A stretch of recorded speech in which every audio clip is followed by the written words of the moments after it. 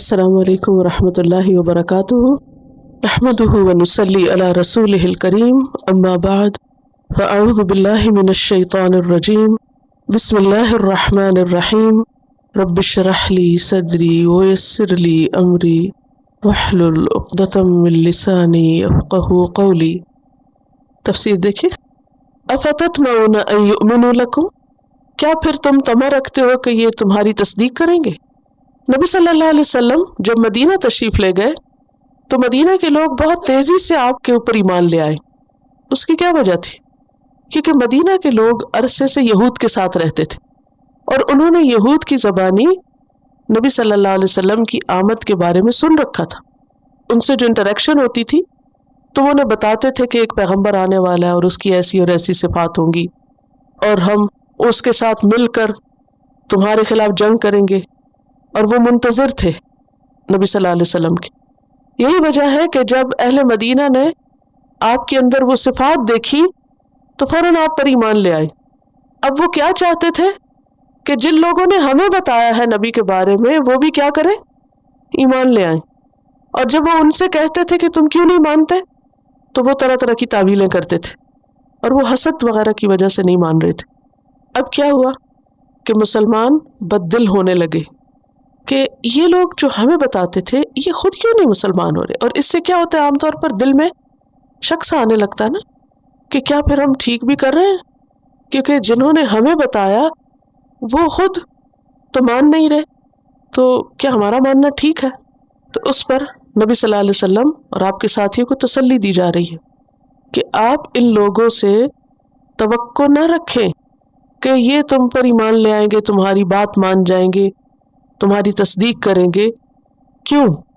وجہ کیا ہے؟ وَقَدْ كَانَ فَرِيقٌ مِّنْهُمْ، حالانکہ ان کا ایک گروہ يَسْمَعُونَ كَلَامَ اللَّهِ، وہ اللہ کا کلام سنتا ہے، یعنی تورات کو پڑھتا پڑھاتا ہے، لیکن کلام سننے کے بعد کیا کرتا ہے؟ ثُمَّ يُحَرِّفُونَهُ، اس میں تبدیلی کر دیتا ہے، مِن بَعْدِ مَا عَقَلُوهُ، اس کو سمجھنے کے بعد، وَهُمْ يَعْلَمُونَ، اور وہ جانتے ہیں کہ وہ کیا کر رہے ہیں۔ تو جو لوگ اپنی کتاب کے ساتھ یہ سلوک کر رہے ہیں وہ بھلا تمہاری کتاب پر کیسے ایمان لائیں گے، تمہارے پیغمبر کو کیسے مانیں گے؟ کیونکہ مدینہ کے مسلمانوں کے اندر ایک بڑا کویسچن مارک تھا کہ یہ کیوں نہیں مسلمان ہو رہے، حالانکہ ان کو تو سب پتہ ہے، یہ تو سب جانتے ہیں۔ تو اس کا جواب دیا جا رہا ہے۔ کیا ہے جواب؟ انہوں نے تو اپنی کتاب کا حلیہ بگاڑ دیا، اس میں تحریف کر دی، اس کے من مانے مطلب نکال لیے، اور اس کی وجہ کیا ہے؟ اپنی خواہشات کی پیروی کرنا۔ یہ اللہ کا بھیجا ہوا دین نہیں پسند کرتے، یہ دین کا خود ساختہ سیلف میڈ ورژن اپنانا چاہتے ہیں۔ تو جو لوگ اپنے دین کا یہ حشر کر رہے ہوں وہ اگر تمہاری بات نہیں مانتے تو تم بدل نہ ہو، ان کی مخالفت سے پریشان نہ ہو۔ اور کلام اللہ سے مراد یہاں دوسرا ایک معنی کیا بتایا تھا میں نے؟ کون سا کلام؟ جو اللہ سبحانہ و تعالیٰ نے کوہ طور پر موسیٰ علیہ السلام سے کیا۔ آپ کو یاد ہوگا کہ 70 لوگ وہاں پر گئے تھے، اللہ سبحانہ و تعالیٰ نے موسیٰ علیہ السلام سے بات کی اور یہ سن رہے تھے، تو انہوں نے اس وقت کیا کہا تھا سننے کے بعد؟ یا موسیٰ لن نؤمن لک حتی نری اللہ جہرۃ، آواز سننے کو نہیں ہم مانتے، ہم کیا چاہتے ہیں؟ اللہ کو سامنے دیکھیں۔ یہ ہے تحریف کہ پھر مقصد سے ہٹ گئے۔ تو جو لوگ اس درجے کے سنگ دل ہوں کہ اللہ کی نشانیاں دیکھ کے بھی ان کا دل نہ پسیجے، اور جو اپنی کتابوں میں تبدیلی کر دے، جو اللہ کا کلام سن کے کوہ طور کے اوپر پھر نہ مانے، اپنے پیغمبر کی بات کو نہ مانے اور کہے نہیں اب ہم کو سامنے دکھا بھی دو اب، تو پھر ایسے لوگ پیغمبر کی بات کب مانیں گے؟ محمد صلی اللہ علیہ وسلم کی بات کب مانیں گے؟ سمجھ آ گئی؟ جو لوگ اللہ کا کلام سن کے نہیں مانے، اپنے پیغمبر کو نہیں مانے، وہ اس پیغمبر کی بات کہاں سے مانیں گے؟ لہٰذا ان کے انکار پر تم بد دل نہ ہو۔ تو اس آیت سے بھی ہمیں کچھ باتیں پتہ چلتی ہیں، اور وہ یہ ہے کہ ہدایت اللہ دیتا ہے۔ ضروری نہیں ہوتا کہ جس کے پاس علم زیادہ ہو اس کے پاس ہدایت بھی زیادہ ہو۔ جاننا کافی نہیں ہوتا کسی چیز کو، اس کے لیے سنجیدگی ضروری ہوتی۔ کبھی ایسا ہوا ہوگا کہ آپ نے دیکھا ہوگا کوئی شخص بظاہر بہت ریلیجس ہے، بہت دین پڑھتا پڑھاتا ہے، لیکن اس کے عمل میں نہیں چیزیں ہوتی، ہوتا نا ایسے، تو پھر آپ کیا سوچتے؟ کوشچن مارک ہوتا ہے نا کہ اس کو تو پتہ ہے سب کچھ، پھر کیوں نہیں عمل کر رہا؟ ایسا رویہ لوگوں کو دین سے بددل کرتا ہے نا، لوگ دین کی طرف نہیں جاتے۔ کیا کہتے ہیں؟ ہم نے دیکھا ہے بہت پڑھے لکھے لوگوں کو، دین بہت پڑھنے پڑھانے والوں کو، ان کا عمل ایسا اور ایسا ہے اور ان کا اخلاق ایسا اور ایسا ہے، ہوتا ہے نا۔ یہ ایک وجہ بنتی ہے نا لوگوں کو دین سے روکنے کی۔ تو بات یہ ہے کہ بسا اوقات صرف جاننا کافی نہیں ہوتا۔ ان کے علماء بہت کچھ جانتے تھے، کلام سنتے تھے، ان کی محفلوں میں پڑھا جاتا تھا، یہ خود بھی کتاب کے ماہر تھے، لیکن اس کو ایز اٹ از نہیں لینا چاہتے تھے، عمل اپنا نہیں بدلنا چاہتے تھے۔ تو وہ کیا کرتے تھے؟ کتاب میں تبدیلی کرتے تھے، کبھی لفظوں میں اور کبھی معنی میں۔ الحمدللہ قرآن مجید کی حفاظت کا ذمہ اللہ سبحانہ وتعالیٰ نے لیا، تو آج کوئی بھی اس میں تبدیلی نہیں کر سکتا۔ ہاں، بہت سے لوگ ایسے ہیں کہ جو قرآن کے منمانے مطلب نکالتے رہتے ہیں اور مین اسٹریم سے ہٹ کر کوئی نہ کوئی نئے عجوبے اس میں سے ایسے پیدا کرتے کہ انسان ہکا بکا رہ جاتا ہے کہ یہ بات قرآن سے کیسے نکال لی انہوں نے۔ تو وہ دراصل کیا ہوتا ہے، وہ قرآن پہ عمل نہیں کرنا چاہتے، تو اپنی خواہشات اور اپنی مرضی کے مطابق اس کے معنی میں تعویلیں کرتے رہتے ہیں۔ تو یہ غیر سنجیدہ ہونے کی علامت ہے، نان سیریس ایٹیٹیوڈ ہے، اور یہ ان لوگوں کا ہوتا ہے جن کے دل سخت ہو گئے ہوں۔ جب دل میں اللہ کا ڈر نہیں ہوتا نا، تو پھر انسان کچھ بھی کر گزرتا ہے۔ جب لوگوں کو کہا جاتا ہے نا کہ نہیں فلاں شخص نے معنی میں تعویل کر دی ہے، تو عموماً لوگ کیا کہتے ہیں، لو اتنا وہ پڑھا لکھا شخص ہے، اتنا کچھ وہ جانتا ہے، وہ بھلا کیوں کرے گا؟ تو یاد رکھیے صرف جاننا کافی نہیں ہوتا۔ کیا ابلیس جانتا نہیں تھا؟ کیا ابلیس کو نہیں پتا تھا اللہ تعالیٰ کون ہے اور اللہ کا حکم کیا ہے؟ سب پتا تھا نا، ابلیس سے زیادہ کسی کا علم تھا؟ لیکن جب وہ اپنی ایگو کا شکار ہوا، نفس پرستی کا شکار ہوا، خود پسندی کا شکار ہوا، تو اس نے اللہ کے حکم کو ٹھکرا دیا اور آدم کے آگے سجدہ نہیں کیا جو کہ اللہ کا حکم تھا، اور اس وقت تعویل کر لی۔ کیا کہا اس نے؟ میں اس سے بہتر ہوں، کیوں؟ میں آگ سے بنا اور یہ مٹی سے بنا، لہٰذا میں نہیں سجدہ کرتا۔ یہ جواب نہیں تھا، بات یہ تھی کہ اللہ کا حکم ہے، چاہے وہ مٹی سے بنا ہے یا کسی اور چیز سے بنا ہے، تمہارا کام یہ ہے کہ جب اللہ نے کہا جھک جاؤ تو جھک جاؤ۔ ہم سب کا بھی کتاب اللہ کے ساتھ یہی رویہ ہونا چاہیے کہ قرآن کا حکم پڑھیں تو بجائے اس کے کہ یہ بہانے ڈھونڈنے لگے کہ کس طرح ہم اس سے پہلو تہی کریں اور کس طرح بچیں، کرنا کیا چاہیے؟ جو کہا گیا سمعنا و اطعنا، اس میں ضرور خیر ہی ہوگی۔ اللہ نے جو اتارا اپنے علم سے اتارا، میری سمجھ میں نہیں آتا یا مجھے اچھا نہیں لگ رہا، یہ میرا قصور ہے، مجھے کر لینا چاہیے جو بھی حکم ملا ہے۔ پھر یہ ہے کہ اس آیت میں ان لوگوں کی مذمت کی گئی ہے کہ جو عقل اور علم رکھنے کے بعد پھر تعویلیں کرتے ہیں اور اللہ کی کتاب میں تبدیلی کر دیتے، اور ایسے لوگوں کو ہدایت نہیں ملا کرتی، ایسے لوگ سیدھے رستے پہ نہیں آتے، خواہ ان کے پاس کتنا ہی علم کیوں نہ ہو۔ تو جو شخص اللہ کی بات نہ مانے، اور خاص طور پر حسد اور عناد کی وجہ سے، یہ لوگ نبی صلی اللہ علیہ وسلم کو کیوں نہیں مان رہے تھے؟ کیا انہیں انتظار نہیں تھا؟ انتظار تھا نا، لیکن حسد کی وجہ سے نہیں مانے تھے کہ یہ پیغمبر ہماری نسل میں سے کیوں نہیں آیا۔ انہوں نے ضد لگا لی تھی، اپنی نسل میں سے کیوں چاہتے تھے کہ ہماری شان بلند ہو؟ امیین میں سے نبی آ گیا تو انہیں کیا لگا کہ جیسے ہماری عزت کم ہو گئی، یہ اور قوم میں سے آ گیا ہے اور ہماری قوم فرق ہے، تو وہ قوم پرستی کے چکر میں انہوں نے پیغمبر کا انکار کر دیا، اور بھی وجوہات تھی۔ وَإِذَا لَقُوا الَّذِينَ آمَنُوا، اور جب وہ ایمان والوں سے ملاقات کرتے ہیں، قَالُوا آمَنَّا، وہ کہتے ہیں کہ ہم ایمان لائے۔ یہ کون ہے؟ ان میں سے منافقین جو بظاہر اسلام کا اظہار کرتے تھے لیکن حقیقت میں مسلمان نہیں تھے، مسلمانوں کو بھی خوش کرنے کی کوشش کرتے اور اپنے لوگوں کے ساتھ بھی بنا کے رکھتے۔ تو ان کی نقاب کشائی کی جا رہی ہے کہ ان میں سے کچھ ایسے بھی ہیں دھوکہ باز کہ جب تمہارے پاس ہوتے ہیں تو کہتے ہیں کہ ہم ایمان لائے، اور جب اپنے لوگوں کے پاس ہوتے ہیں تو وہاں ایک اور چہرہ ہوتا ہے ان کا۔ وَإِذَا خَلَا، اور جب وہ اکیلے ہوتے ہیں، बादुहुम उनमें से बाज, इला तरफ, बाजन बाज के, यानी आपस की मजलिस में होते हैं। यानी उनमें से कुछ लोग जो उलमा थे वो कुछ लोगों से यानी अपने ही जो अवाम थे उनसे जब अलहदगी में मिलते तो उस वक्त उनसे ये कहते, यानी कि बाज को जाकर ये कहते, बताने वालों को जाके रोकते कि तुम मत बताओ, हकीकत मत खोलो, छुपाए रखो।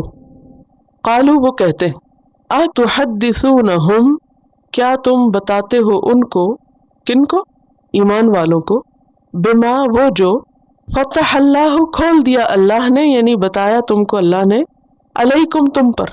क्या चीज़ मुराद है यहाँ?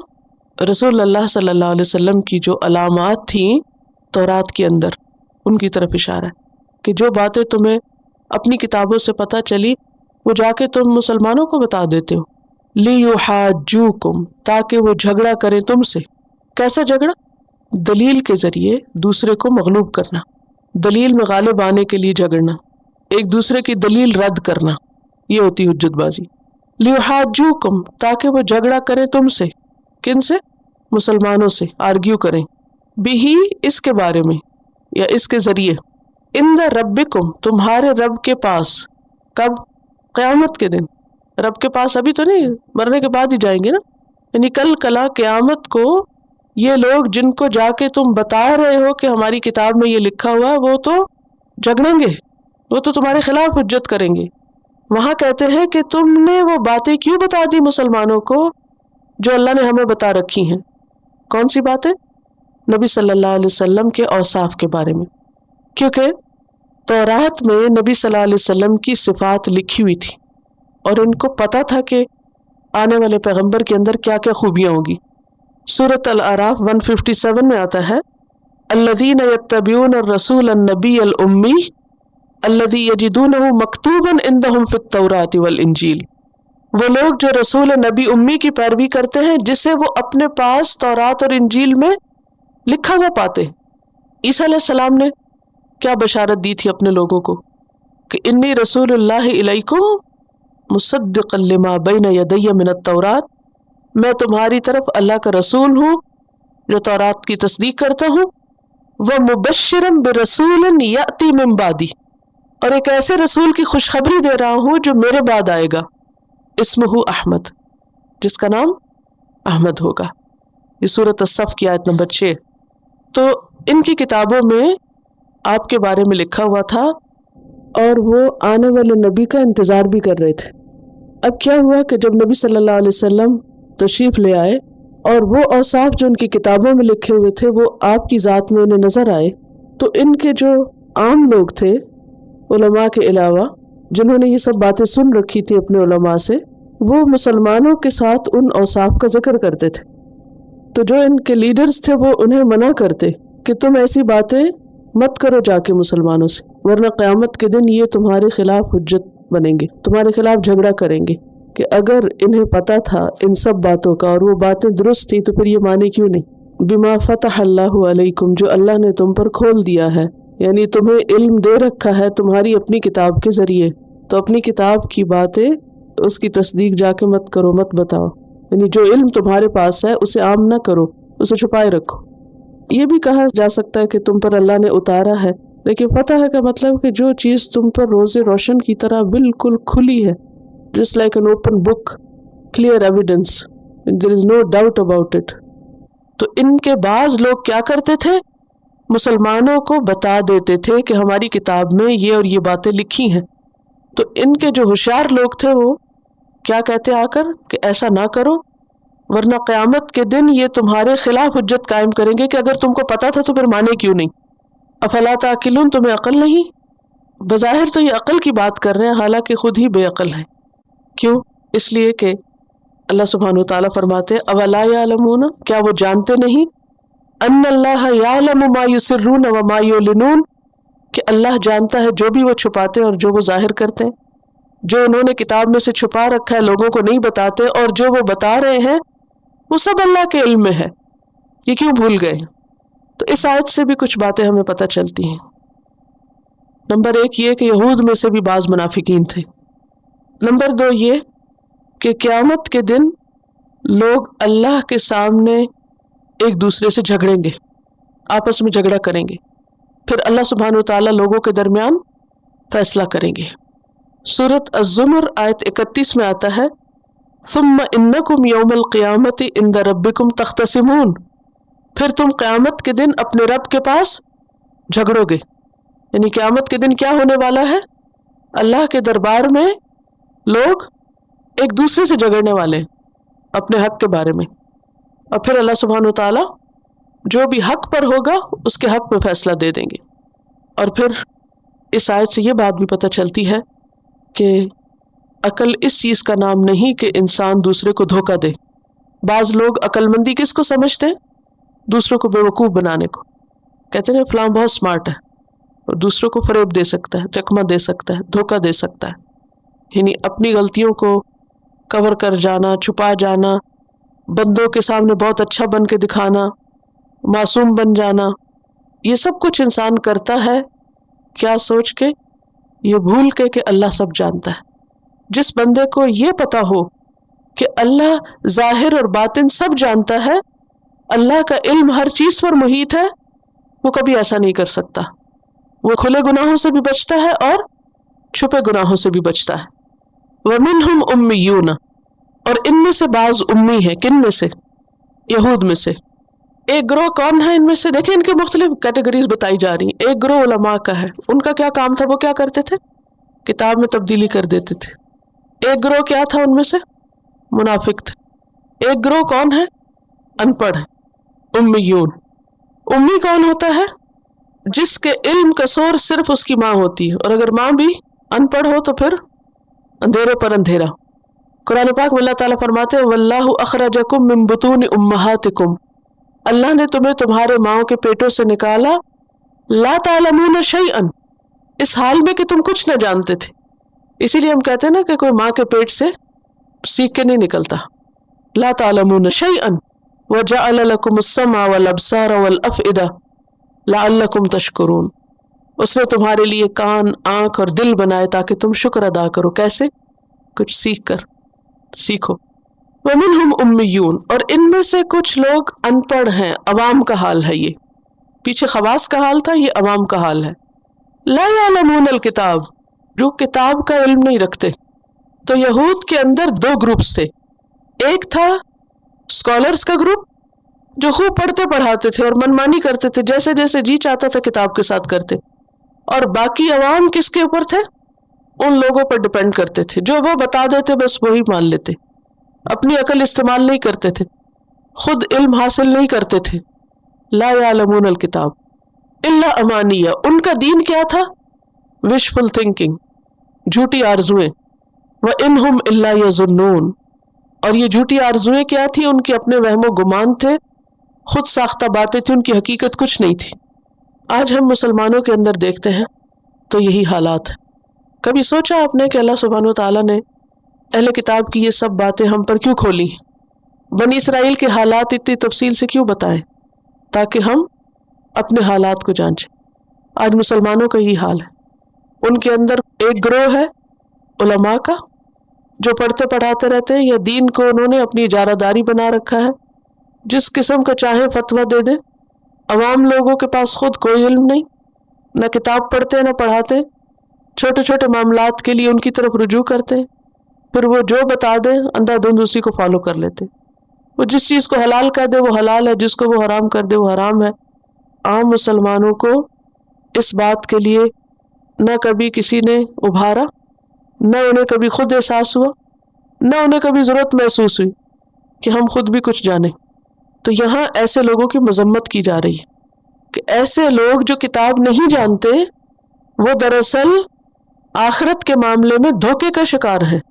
وہ نجات کے سستے نسخوں اور جھوٹی کہانیوں پہ جی رہے ہیں کہ ایسا کرنے سے جنت مل جائے گی، ویسا کرنے سے جنت میں داخل ہو جائیں گے۔ آج آپ دیکھیں کہ عوام کا حال کیا ہے، دن رات اپنی دنیا کمانے میں لگے ہوتے ہیں، خود کتاب کبھی کھول کے نہیں پڑھی، نہ پڑھنے پڑھانے کا زیادہ رواج ہے۔ میجورٹی کو اگر آپ دیکھیں تو کتنے فیصد لوگ سمپل ٹرانسلیشن بھی جانتے ہیں قرآن کی، یا انہوں نے صرف سادہ ترجمہ بھی پڑھ رکھا ہو، نہیں پتہ، عربی تو آتی نہیں۔ لا یعلمون الکتاب اب جب آخرت کی بات ہوتی ہے تو انہوں نے آخرت کے بارے میں خود ساختہ فلسفے قائم کر رکھے ہوتے، کیا پتہ اللہ کس کو بخش دے، اور کچھ کہانیاں انہوں نے سن رکھی ہیں، اس کی بنا پر وہ اپنے آپ کو کہیں نہ کہیں فٹ کرتے رہتے. کبھی مثال دیتے ہیں اس عورت کی کہ جو فاحشہ تھی اور اس نے کتے کو پانی پلایا تھا لہٰذا اس کی بخشش ہو گئی تھی. اس لیے ہمیں بھی زیادہ فکر کرنے کی ضرورت نہیں. اگر ہم انتہائی غلط بھی کام کر رہے ہیں سو بٹ، کیا پتہ ہم سے کوئی ایسی نیکی ہو جائے کہ جس کی وجہ سے ہم بھی جنت میں چلے جائیں. اور کبھی اسی طرح کی کچھ اور کہانیاں سنا دیتے ہیں. لہٰذا آخرت کے بارے میں اول تو بات ہی نہیں کرتے، اور اگر بات کرتے ہیں تو وہ باتیں کس پر بیسڈ ہوتی ہیں؟ کسی حقیقی علم پر مبنی نہیں ہوتی، وہ وشفل تھنکنگ ہوتی، وہم و گمان پہ باتیں ہوتی ہیں، خیالی باتیں ہوتی ہیں. دنیا میں نفع نقصان کے لیے خوب انہوں نے علم حاصل کر رکھا ہوتا ہے، کیسا بزنس کرے، کتنا کرے، کیا کرنے میں کتنا پروفٹ ہے. صرف ڈگری نہیں لیں گے بلکہ پھر کنسلٹنسی سے فائدہ اٹھائیں گے، پھر طرح طرح کے سروے کریں گے، پھر جا کے دنیا میں ہاتھ ڈالیں گے. لیکن آخرت کے معاملے میں اندھا دھند اندھیرے میں ہی سب کچھ تیار کر رکھا ہے.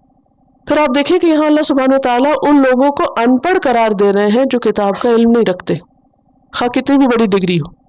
آج کل پڑھا لکھا ہونا اور ان پڑھ ہونا، اس کا کرائیٹیریا کیا ہے؟ کس کو پڑھا لکھا ہونا کہتے ہیں؟ جس کے پاس کاغذ کا ٹکڑا ہو، جس کے پاس کوئی دنیا کی ڈگری ہو. اسی سے بہت امپریس بھی ہوتے ہیں کہ ہائیلی کوالیفائڈ، ہائیلی ایجوکیٹڈ. یا بچوں کے رشتے دیکھ رہے ہوتے ہیں نا، کیا باتیں کرتے ہیں کہ فلاں شخص فلاں لڑکا ہائیلی کوالیفائڈ. کوئی نہیں پوچھتا کہ اللہ کی کتاب میں سے بھی کچھ آتا ہے یا نہیں، ضرورت ہی نہیں اس کی. اسی طرح لڑکیوں کے لیے بھی ہائیلی کوالیفائڈ ہے، اگر دنیا کی کوئی ڈگری، یونیورسٹی کی کوئی ڈگری، سب خوش ہو جائیں گے.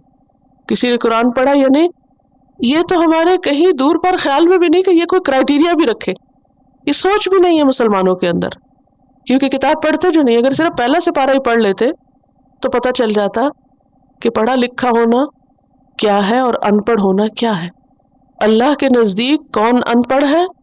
لا یعلمون الکتاب، جس کے پاس الکتاب نہیں. پھر ہمارے ہاں یہ جو ایک عام خیال ہے کہ کتاب پڑھنا صرف چند لوگوں کا کام ہے، اس کی بھی یہاں نفی کی جا رہی ہے. صرف چند لوگوں کا کام نہیں ہے. یہ کتاب کیا ہے؟ ہدی للناس. تو للناس میں کون شامل ہے؟ صرف چند لوگ، مخصوص طبقہ جو مدرسوں میں بس بیٹھا رہے اور پڑھتا پڑھاتا رہے اور بحث مباحثے کرتا رہے، اور باقی لوگ بس صرف ان پہ ڈپینڈ کر لے اپنے دین کے معاملے میں. تو یہ طریقہ اور طرز عمل درست نہیں ہے. صحابہ کرام کا طریقہ کیا تھا؟ صحابہ کیا کرتے تھے کتاب کے معاملے میں؟ 10 آیتیں پڑھتے اور ان کا معنی بھی جانتے، ان کو سمجھتے بھی تھے اور اس پر عمل بھی کرتے تھے. 4 لفظ لکھ لیجئے. ہمیں کتاب کے ساتھ کیا معاملہ کرنا ہے؟ نمبر 1 اس کا لفظ جاننا ہے، کیسے پڑھا جائے، لفظ کیا کہتا ہے. پھر اس کے بعد اس کا معنی، ان لفظ کا میننگ کیا ہے. تیسری چیز اس کا فہم، کہ اس کے ڈیپتھ میں معنی کیا ہے، کانٹیکسٹ میں معنی کیا ہے. اور چوتھی چیز اس پر عمل. یہ ہمارے اوپر کتاب کا حق ہے. کیا ہے؟ حق. کتاب پر ایمان کا تقاضا کیا ہے؟ اس کا لفظ بھی پڑھنا آتا ہو، یعنی عربی ریڈنگ بھی آتی ہو، میننگ آتا ہو، اور پھر انڈرسٹینڈنگ ہو اس کی، اور پھر اس پر عمل بھی ہو. کیونکہ جو شخص صرف لفظ جانتا ہے، کچھ لوگ ہیں نا جو قرات بہت اچھی کرتے ہیں لیکن مطلب نہیں پتا، وہ بھی امی ہے، وہ بھی ان پڑھ کی کیٹیگری میں آتے ہیں. بعض لوگ کسی حد تک ٹرانسلیشن جانتے ہیں لیکن آگے نہیں سمجھ کے مطلب کیا ہے ساری بات کا. تو ایسے لوگ کیا ہیں؟ وَإِنْهُمْ إِلَّا يَظُنُّونَ. یہ کنفیوژن کا شکار رہتے ہیں. جب تک انڈرسٹینڈنگ نہ ہو تو کنفیوژن ہوتی ہے. بعض لوگ ٹرانسلیشن پڑھتے ہیں نا اور کنفیوز ہوتے ہیں، وہ کہتے ہیں یہاں یہ کہا گیا، وہاں یہ کہا گیا، یہ کیوں کہا گیا، وہ کیوں کہا گیا. تو اس کے لیے بہتر کیا ہے کہ انسان اپنی زندگی کا کچھ وقت ایسا مخصوص کرے کہ جس میں کتاب کی سمجھ بوجھ پیدا کرے. اور پھر یہ سب کچھ صرف ایک انٹلیکچوئل ایکٹیویٹی نہیں بلکہ کتاب عمل کے لیے. الٹیمیٹ گول کیا ہونا چاہیے؟ کہ جو کچھ ہم سمجھیں اس پر عمل بھی کریں. وَمِنْهُمْ أُمِّيُّونَ لَا يَعْلَمُونَ الْكِتَابَ إِلَّا أَمَانِيَّ وَإِنْهُمْ إِلَّا يَظُنُّونَ فَوَيْلٌ لِّلَّذِينَ يَكْتُبُونَ الْكِتَابَ بِأَيْدِيهِمْ. پس ہلاکت ہے ان لوگوں کے لیے جو کتاب کو اپنے ہاتھ سے لکھتے ہیں. ویسے تو ہاتھ سے لکھا جاتا ہے لیکن ہاتھ کا ذکر یہاں کیوں آیا؟ تاکید کے لیے کہ واقعی وہ خود لکھتے ہیں. اپنے پاس سے کچھ لکھتے، ثم یقولون ھذا من عند اللہ، پھر کہتے ہیں یہ اللہ کی طرف سے۔ اب اہل کتاب کے ایک اور گروہ کا حال بیان کیا جا رہا ہے جو دین کے معاملے میں اور زیادہ حد سے بڑھا ہوا تھا۔ وہ اللہ پہ جھوٹ باندھتے تھے، اپنی باتوں کو اللہ کی بات کہہ کے لوگوں کو بتاتے تھے۔ ثم یقولون ھذا من عند اللہ، پھر کہتے کہ یہ اللہ کی طرف سے۔ اب دیکھیں مسلمانوں میں سے بھی بعض لوگ نہ کتاب پڑھتے ہیں نہ دین جانتے ہیں، لیکن جو ان کے اپنے دل خیال میں باتیں آتی ہیں ان کو کیا کہتے ہیں؟ قرآن میں یہ لکھا ہے، حالانکہ قرآن میں کہیں نہیں لکھا ہوتا۔ اور ایسی باتیں وہ کب کوٹ کرتے ہیں؟ جب انہیں کوئی فائدہ حاصل کرنا ہوتا ہے، لیشتروا بہ ثمنا قلیلا، تاکہ اس کے بدلے کچھ کمائی کر سکے، دنیاوی فائدے حاصل کر لیں۔ مجھے بارہا ایسا تجربہ ہوا ہے کہ بعض اوقات لوگ یہ کہتے ہیں کہ آئیے ہمارے یہاں ایک لیکچر دے دیجیے، کہتے ٹھیک ہے دے دیتے ایک لیکچر، پھر تھوڑی دیر بعد کہتے ہیں کہ آپ اس لیکچر میں یہ ضرور بتائیے، آپ اس لیکچر میں یہ ضرور کہیے۔ بھئی کیوں؟ آپ مجھ پہ چھوڑ دیجیے، جیسا کراؤڈ ہوگا جو ضرورت ہوگی میں بتا دوں گی۔ وہ اس وقت مجھے ڈکٹیٹ اس لیے کر رہے ہوتے ہیں کہ وہ چند مخصوص باتیں مجھ سے کہلوا کے دراصل اپنے کچھ مقاصد حاصل کرنا چاہتے ہیں۔ ویسے دو لوگوں کا جھگڑا چل رہا ہے، ساس بہو کا یا کچھ، تو اگر ساس درس کروا رہی تو کہے گی کہ وہ بہو کو یہ سنایا جائے کہ وہ ساس کی عزت کرے۔ تو دین اس لیے نہیں پڑھنا پڑھانا چاہیے کہ اس سے ہم صرف اپنے مطلب حاصل کریں، یا اسے سکھاتے ہوئے بھی یہ نہیں ہونا چاہیے کہ صرف چند لوگوں کو نشانہ بنا لیا جائے۔ بعض لوگوں کا انداز کیا ہوتا ہے، درس قرآن رہے ہوتے ہیں لیکن چند مخصوص طبقوں کو کرٹیسائز کرتے رہتے ہیں، فلاں ایسا فلاں ایسا فلاں ایسا۔ جنرل ٹرم میں بات ہونی چاہیے، لیکن پن پوائنٹ کر کے کچھ لوگوں کو ٹارگٹ نہیں بنا لینا چاہیے کہ فلاں میں یہ خرابی اور فلاں میں یہ خرابی، اور ہمیں یہ دیکھنا چاہیے ہمیشہ قرآن کے آئینے میں کہ مجھ میں کیا خرابی، ہم میں کیا خرابی، یہ دیکھنے کی بجائے کہ اس میں کیا اور اس میں کیا اور اس میں کیا۔ جب انسان اس کی طرف انگلی کرتا ہے نا تو تین اپنی طرف بھی آ رہی ہوتی ہیں۔ تو کچھ لوگ قرآن کو، دین کو اپنے مخصوص مفادات کے لیے استعمال کرتے ہیں۔ بعض اوقات جو باتیں اس میں لکھی نہیں ہوتی ان کو قرآن بنا کے پیش کرتے ہیں تاکہ اس سے کچھ فائدے حاصل کریں۔ ان فائدوں کو یہاں کہا گیا ثمناً قلیلا، تھوڑی قیمت، تھوڑا فائدہ۔ کیوں؟ اس لیے کہ دنیا کا جتنا بھی فائدہ ہے وہ دراصل کیا ہے؟ تھوڑا ہے۔ خواہ آپ کو اس کے ذریعے کوئی دنیا میں بہت بڑا رتبہ مل جائے، کوئی شہرت مل جائے، کوئی مال مل جائے، کچھ بھی مل جائے، حقیقت میں کیا ہے وہ؟ تھوڑا۔ قرآن مجید میں آتا ہے قل متاع الدنیا قلیل، کہیے دنیا کا فائدہ تھوڑا ہے، والآخرۃ خیر لمن اتقی، اور آخرت بہتر ہے اس کے لیے جو تقوی اختیار کرے۔ جنت میں ایک کوڑا رکھنے کی جگہ دنیا و ما فیہا سے بہتر ہے۔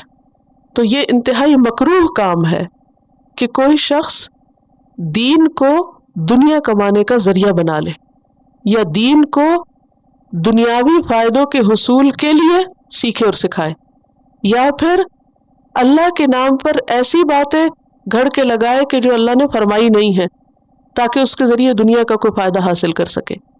فرمایا فویل لہم مما کتبت ایدیہم، ہلاکت ہے ان کے لیے جو ان کے ہاتھوں نے لکھا۔ دوبارہ ہلاکت کی بات کی گئی، وویل لہم مما یکسبون، اور ہلاکت ہے ان کے لیے اس میں سے جو وہ کمائی کر رہے ہیں، یعنی جو مال اس میں سے وہ کما رہے ہیں، جو فائدے وہ حاصل کر رہے ہیں وہ ان کے کام نہ آئیں گے۔ تو اس آیت سے ایک تو یہ بات پتہ چلتی ہے کہ بغیر علم کے بات نہیں کرنی چاہیے، دین کا علم حاصل کر کے پھر اس کے مطابق لوگوں کو بتانا چاہیے۔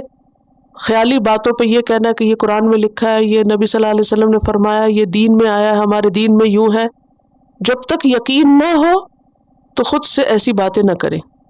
پھر دوسری بات یہ بھی پتہ چلتی ہے کہ لکھنے پر بھی ہلاکت ہے، اور لکھ کر جو کمائی کی اس پر الگ سزا ہے، یعنی بذات خود لکھنا بھی بربادی کا باعث ہے۔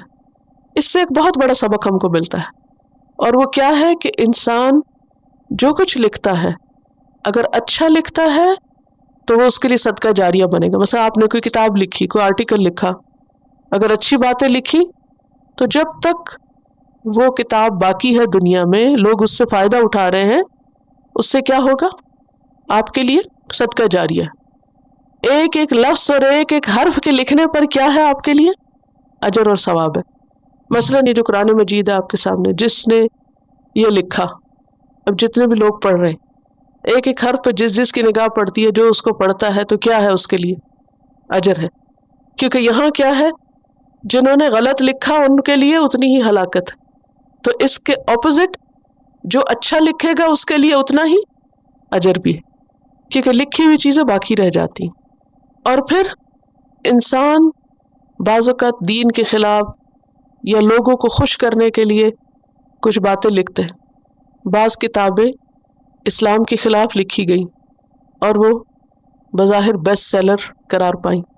بعضوں کے صرف آؤٹ آف کیوریوسٹی لوگ ایسی کتابیں خریدتے رہتے ہیں، وہ مشہوری ہو جاتی ہے نا۔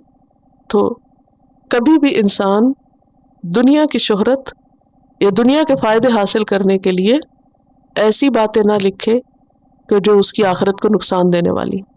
بعض اوقات انسان جھوٹی باتیں لکھ کے چھاپ دیتا ہے کہ لوگوں کو پسند ہے وہ۔ بہت سے رائٹرز کیا لکھتے ہیں؟ وہ لکھتے ہیں جو لوگوں میں پسندیدہ ہوتا ہے، خواہ وہ کتنا ہی غلط، کتنا ہی مس لیڈنگ کیوں نہ ہو، ہوتا ہے نا ایسے۔ تو ایسے لکھی ہوئی چیزیں بھی چونکہ لوگ یہی پسند کرتے ہیں، لوگ یہی چاہتے ہیں، لہٰذا ہماری مجبوری ہے کہ ہم وہی لکھیں، اور اگر ہم یہ لکھیں گے تو کتاب بکے گی۔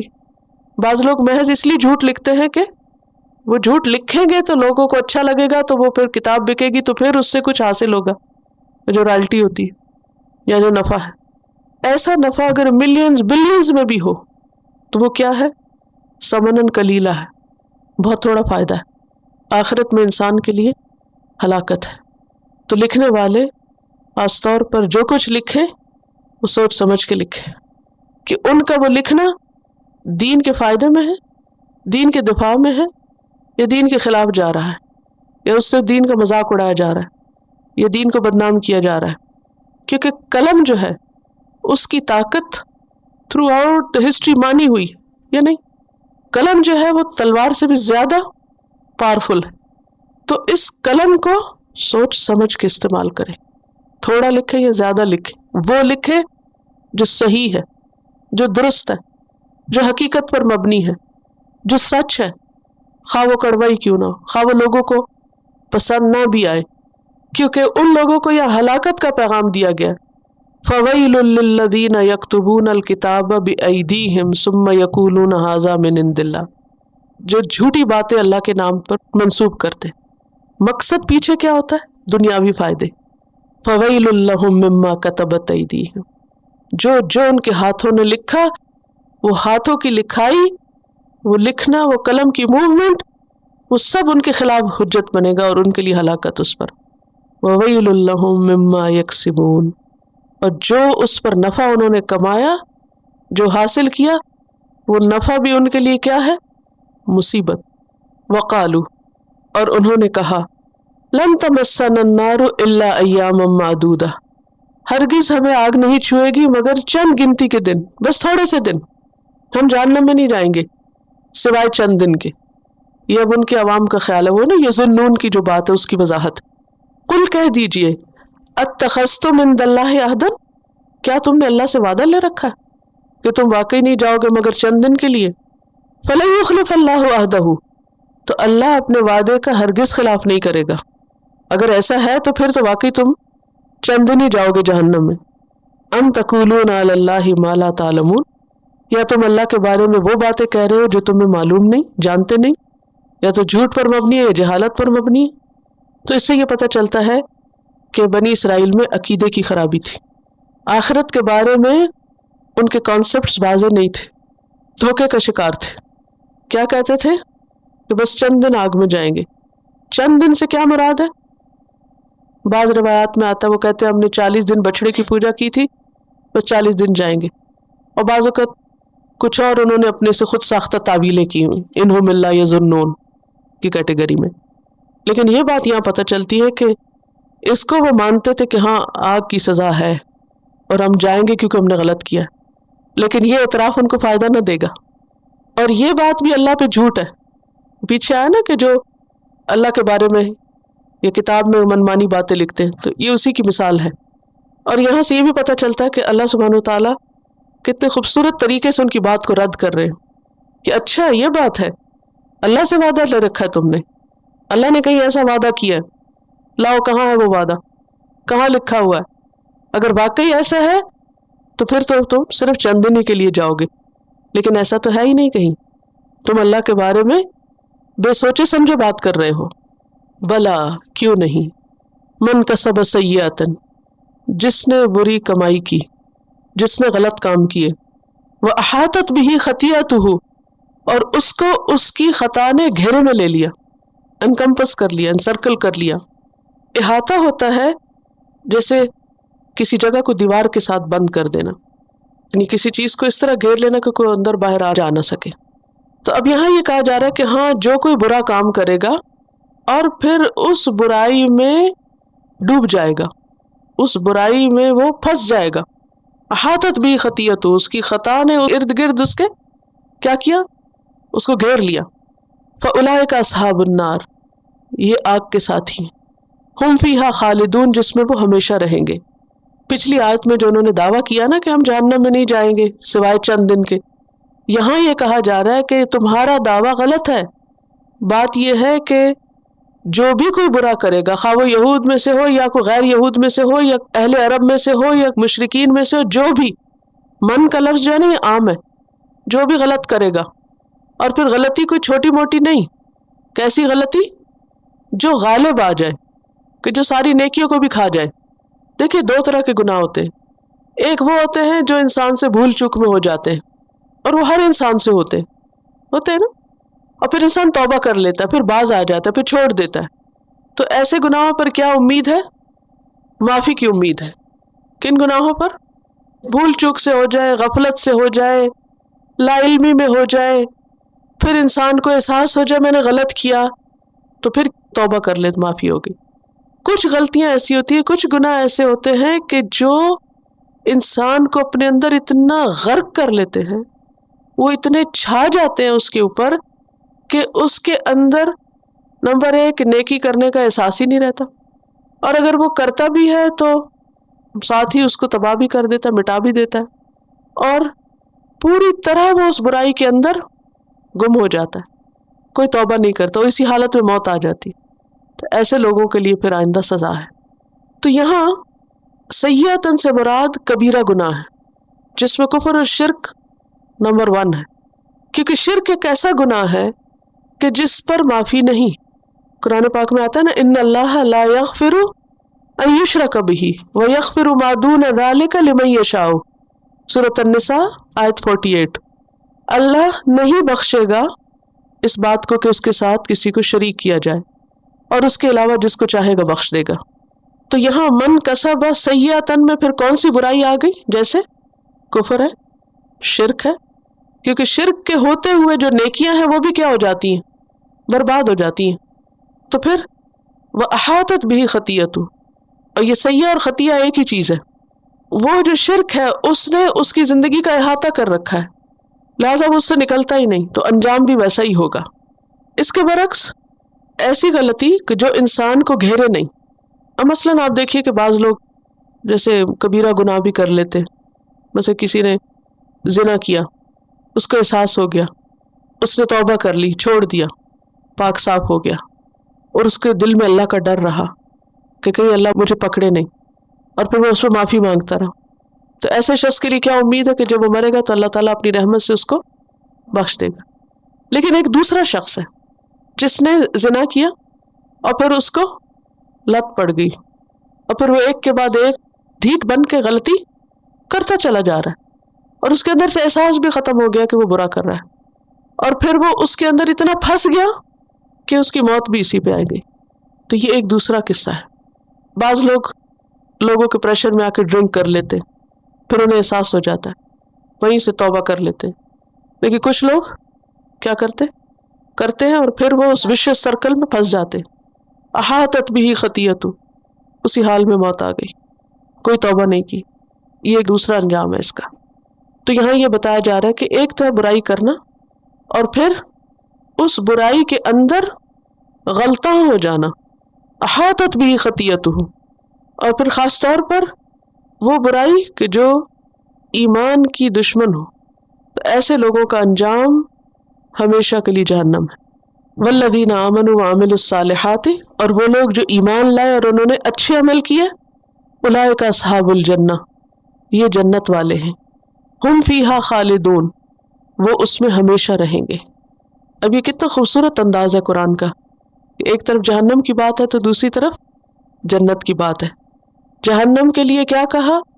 برائی کی اور انسان اس کے اندر ہی بس پڑ گیا۔ جنت کے لیے کیا شرائط ہے؟ ایمان لایا اور اس کے ساتھ اچھے کام کیے، یعنی جنت میں جانے کے لیے ایمان اور عمل صالح دونوں ضروری ہیں۔ صرف زبانی کلامی ایمان کافی نہیں، بلکہ اس کے لیے عمل سے تصدیق ضروری ہے۔ اور عمل صالح کون سا عمل صالح ہوتا ہے؟ جس میں دو چیزیں ہوں، ایک اخلاص کہ اللہ کے لیے ہو، اور دوسرے نبی صلی اللہ علیہ وسلم کے طریقے کے مطابق ہو۔ ایسے لوگ جنت میں ہمیشہ رہیں گے۔ تو نتیجہ کیا نکلتا ہے کہ ایمان اور عمل ساتھ ساتھ ہے۔ کوئی سوال یا کوئی بات؟ سب سمجھ آ گیا؟ نہیں آیا؟ کیا نہیں آیا؟ جی، آپ امی قوم سے تھے، آپ صلی اللہ علیہ وسلم نے اپنے بارے میں خود فرمایا ہے انا امۃ امیۃ لا نکتب ولا نحسب، کہ ہم امی قوم ہیں، ہم لکھتے بھی نہیں اور حساب کتاب بھی نہیں کرتے، یعنی لکھ کر انگلیوں پہ گنا کرتے تھے۔ تو دراصل آپ صلی اللہ علیہ وسلم کو جب امی کہا جاتا ہے تو یہ آپ کے خلاف بات نہیں جاتی، بلکہ آپ کے حق میں جاتی ہے کہ آپ نے کہیں باضابطہ کوئی علم حاصل نہیں کر رکھا تھا، یعنی آپ نے نہ یہود سے سیکھا تھا، نہ نصارہ سے، نہ کسی اور قوم سے۔ آپ کے پاس جو بھی علم آیا اور جو بھی آپ نے اس کتاب کی شکل میں ہمیں دیا یا سنت کی شکل میں، یہ سب کچھ اللہ ہی کی طرف سے آپ کو ملا تھا۔ تو یہ آپ کے خلاف نہیں جاتی بات، آپ کے حق میں جاتی۔ بیسیکلی دیکھا جائے تو ہم سب امی ہوتے ہیں، کیونکہ ماں کے پیٹ سے جب کوئی آتا ہے تو امی ہوتا ہے، اس کے پاس کوئی علم نہیں ہوتا۔ جیسے کل میں نے آیت بھی سنائی تھی آپ کو کہ واللہ اخرجکم من بطون امہاتکم لا تعلمون شیئا، اللہ نے تمہیں تمہارے ماؤں کے پیٹوں سے اس حال میں نکالا کہ تم کچھ بھی نہیں جانتے تھے۔ پھر انسان اپنے ماحول سے سیکھتا، پھر اسکولوں سے سیکھتا اور بہت کچھ سیکھتا، جانتا بوجھتا، لیکن جب تک وہ اللہ کی کتاب نہیں سیکھتا اس وقت تک سارا علم بیکار ہے۔ کوئی کتنا بھی بڑا سائنٹسٹ ہو، کتنا کچھ بھی اس نے ریسرچ کر کے پایا، لیکن اگر اللہ کو نہیں پایا تو اس نے کچھ بھی نہیں پایا، کیونکہ اللہ کی ذات اس کائنات کی سب سے بڑی حقیقت ہے۔ اور اگر کوئی سب سے بڑی سچائی کو نہیں پا سکتا تو اس کے علاوہ باقی سب کچھ کیا ہے؟ سیکنڈری ہے، وہ اصل تک نہیں پہنچا۔ آیت 74، بہت سے لوگ جو اللہ کو نہیں مانتے، ان کے دل سخت نہیں ہے، وہ جزوی طور پر، کلی طور پر نہیں۔ جزوی کا مطلب ہے کہ پارشلی، پارٹ آف اٹ، کہ جہاں انسانوں کا معاملہ ہے، جہاں اپنے مفادات ہیں یا جہاں ان کی خواہشات ہیں، وہاں تو وہ اچھا کر لیتے ہیں، اور جب کوئی بات ان کی مرضی یا خواہش یا ان کے طریقے کے خلاف آتی ہے تو وہاں وہ سٹون سے بھی زیادہ سخت ہو جاتے ہیں، اس کو قبول نہیں کرتے۔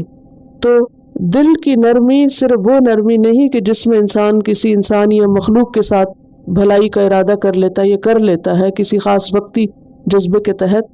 دل کی نرمی اس وقت نرمی کہلائے گی کہ جب انسان کے دل میں اس کی محبت آئے جس نے اس دل کو بنایا ہے۔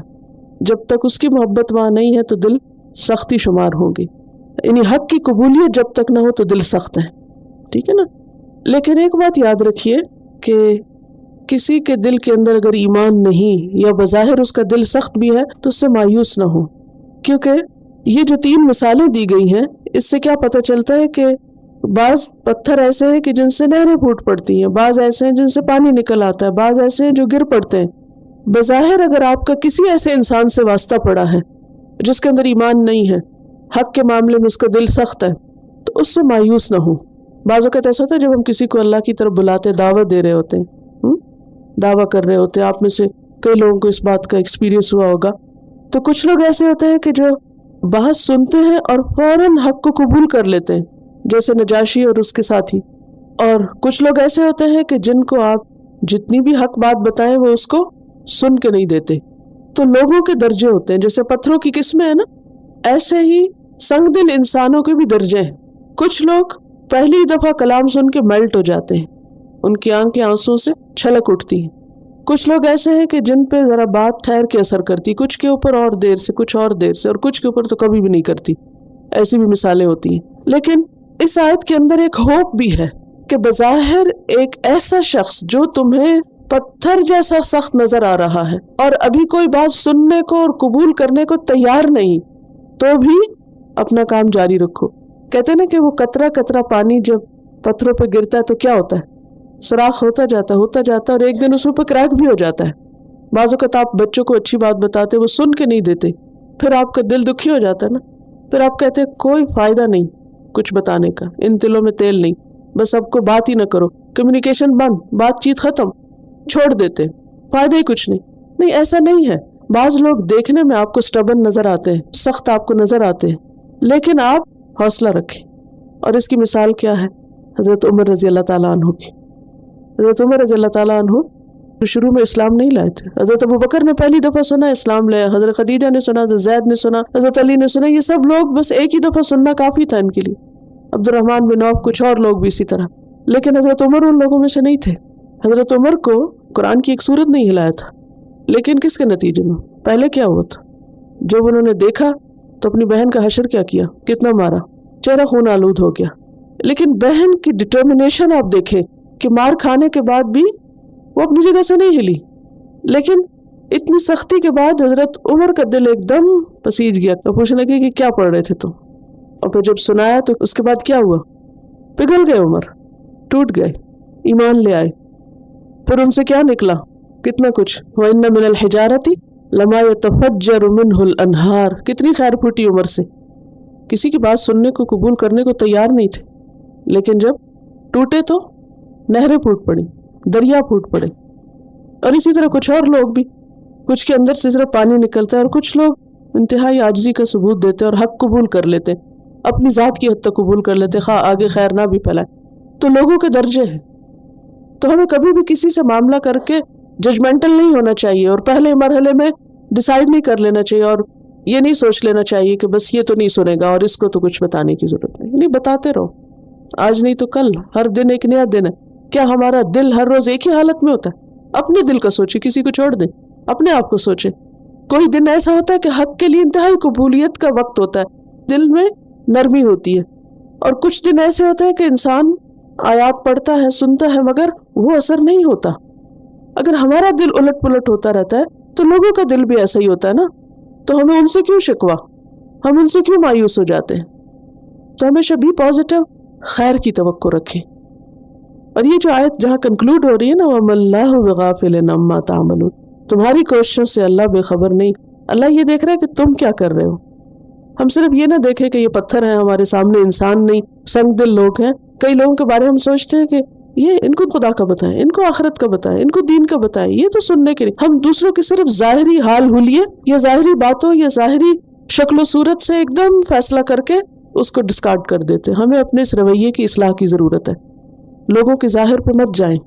آپ کو نہیں معلوم کہ اس ظاہری چٹان کے اندر کتنا پانی ہے. صرف کریک کی ضرورت ہے اور اس کے لیے آپ کا جذبہ بھی چاہیے. یعنی بعض اوقات پتھر میں کریک کس سے ہوتا ہے؟ آپ کی انرجی سے. آپ کس جذبے اور دل اور محبت اور کس یکسوئی اور خیرخواہی کے ساتھ دوسرے کو پیغام دے رہے ہیں. اللہ کو معلوم ہے کہ کون شخص اپنی طلب میں کتنا سچا ہے اور کون کیا کوشش کر رہا ہے، کون کیا چاہتا ہے. وہ کسی پر بھی ظلم کرنے والا نہیں ہے. اللہ تعالیٰ کا وعدہ ہے وَالَّذِينَ جَاهَدُوا فِينَا لَنَهْدِيَنَّهُمْ سُبُلَنَا، جو ہمارے راستے میں کوشش کریں گے ہم ان کو اپنا راستہ دکھائیں گے. وآخر دعوانا ان الحمد للہ رب العالمین. سبحانک اللہم وبحمدک، نشہد ان لا الہ الا انت، نستغفرک ونتوب الیک. السلام علیکم ورحمۃ اللہ وبرکاتہ.